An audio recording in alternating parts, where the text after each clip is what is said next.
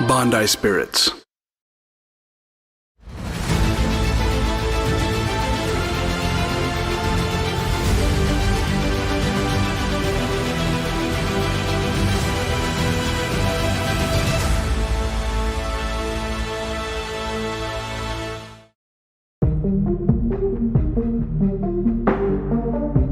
As a creator, I value expression. I think it's a blend of expression and being true to your source material. You want to honor your source material. It's like a tribute, sort of. But you don't want it to be just like a mirror reflection of what's already made. You also want to give it a bit of yourself. So 50% source material and 50% self-expression. Making sure that those two factors blends well. I think that's the biggest thing that I value in my work.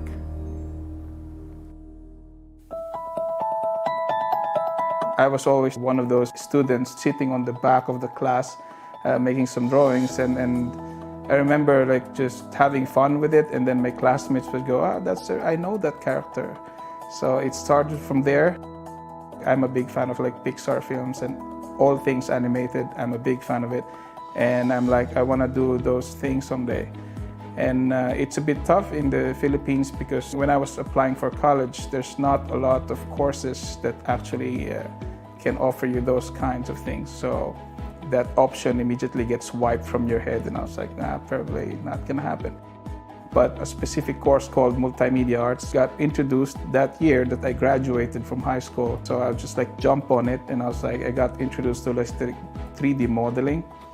When I made something digitally and I animated it and I see it move, and I was like, I'm one step away from doing the stuff that I want to do from my childhood. That left a really huge impression on me. The Jinbei was my first thing that got released to the public, and they appreciated it. So that's why when I got invited to join this year's BWFC, I was like, yes, let's do it. I don't think that there's any like insurmountable goal when it comes to sculpting. If you can see it, if you think it's not doable, spend time until you eventually get it. That's honestly what I believe. I picked Gogeta Blue because he is a merge of two existing characters. You have Goku and Vegeta. To actually have one character that merges both of them is kind of fascinating. You're like, okay, so whose characteristic comes out in this kind of situation? You see the arrogance of the other and the confidence of the other. It's kind of like the yin and yang of all things. There's always a little bit of dark in the light and vice versa. I picked that specific pose because it was that moment before Gogeta unleashes his finishing move. He's kind of like sizing up the enemy in front of him, and in his head he's like, okay, just one more shot and you're done.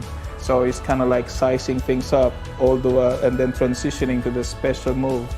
I'm quite happy with my decision of picking that character.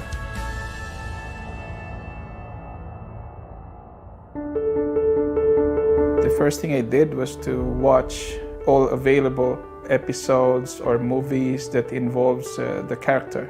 And then I started gathering screenshots of the character as much as I can. Basically, just Frankenstein all the features from those references, and then sketch some more, and then probably redo a lot of the sketch. Dragon Ball Z figures are very specific. I have to say I really relied a lot on the references that I found. I want to just like zoom in as close as I can and still put details in there. So I spend a lot of time making sure like the fabric detail is correct. I do a lot of like cross-hatching sort of on the skin.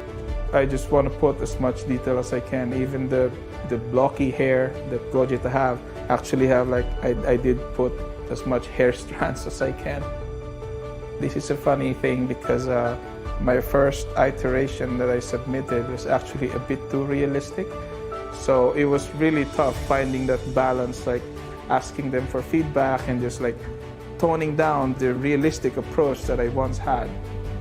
I actually paid a lot of attention on the arms because I want to express the intensity of it. So I did a lot of like back and forth on how the finger should bend. And then my intention is like for people to look at the hands first, and then look at the face, and then look at everywhere else. The other participants in this year's BWFC, funny enough, are actually the people that I follow online. They're pretty much the creators of my references. I'm honored to be on the same playing field as them.